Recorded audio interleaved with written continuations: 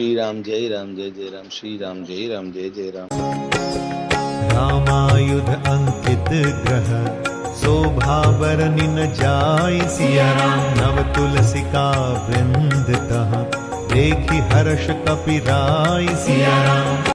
वह महल श्री राम जी के धनुष बाण के चिन्हों से अंकित था। उसकी शोभा वर्णन नहीं की जा सकती। वहां नवीन नवीन तुलसी के वृक्ष समूहों को देखकर कपिराज जी श्री हनुमान हर्षित हुए। हमारे राम जी से राम राम, कहियो जी हनुमान। लंका निसेचर निकर निवासा, इहा कहाँ सज्जन कर बासा। मन महु तरक करे कपिलागा, ते ही समय विभीषण जागा। राम राम तेहि सुमिरन कीन्हा, हृदय हर्ष कपि सज्जन चीन्हा। एहि सन हठ करि हऊँ पहचाने, साधु ते होई न कारज हानि। विप्र रूप धरि बचन सुनाए, सुनत विभीषण उठि तह आए। करि प्रणाम पूछी कुशलाई, विप्र कहु निज कथा बुझाई। कि तुम हरिदासन मह कोई, मोरे हृदय प्रीति अति होई। कि तुम राम दीन अनुरागी, आयहु मोहि करन बड़ भागी। तब हनुमंत कही सब, राम कथा निज नाम। सिया राम सुनत जुगल तन पुलक मन, मगन सुमिर गुण ग्राम। सिया राम। हमारे राम जी से राम राम, कहियो जी हनुमान। लंका तो राक्षसों के समूह का निवास स्थान है, यहां साधु पुरुष का निवास कहां? हनुमान जी मन में इस प्रकार तर्क करने लगे। उसी समय विभीषण जी जागे। विभीषण ने राम नाम का स्मरण अर्थात उच्चारण किया। हनुमान जी ने उन्हें सज्जन जाना और हृदय में हर्षित हुए।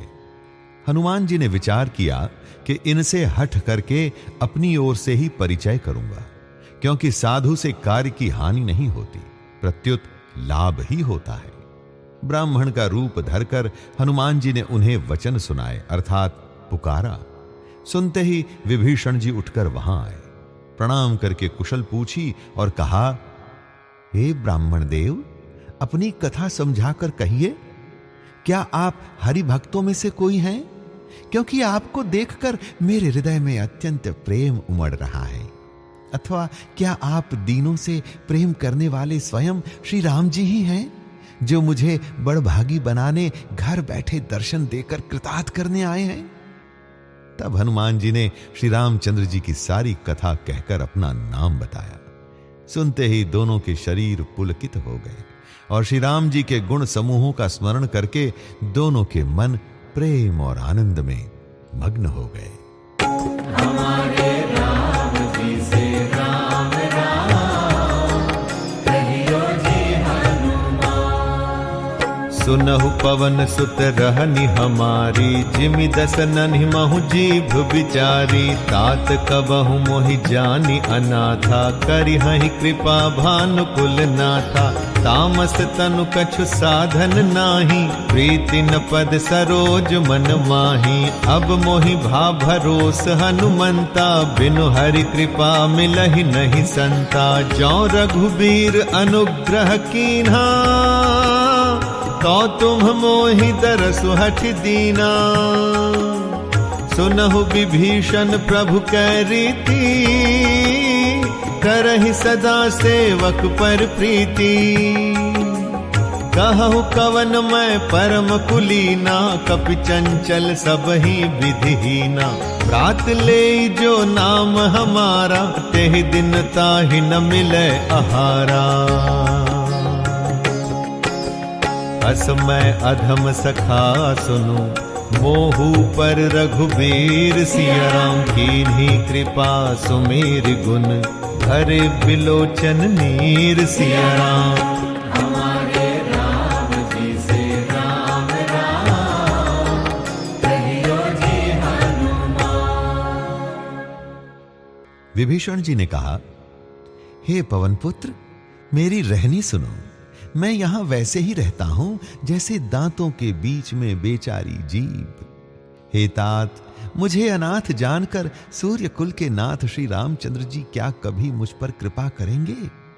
मेरा तामसी अर्थात राक्षस शरीर होने से साधन तो कुछ बनता नहीं, और न मन में श्री रामचंद्र जी के चरण कमलों में प्रेम ही है।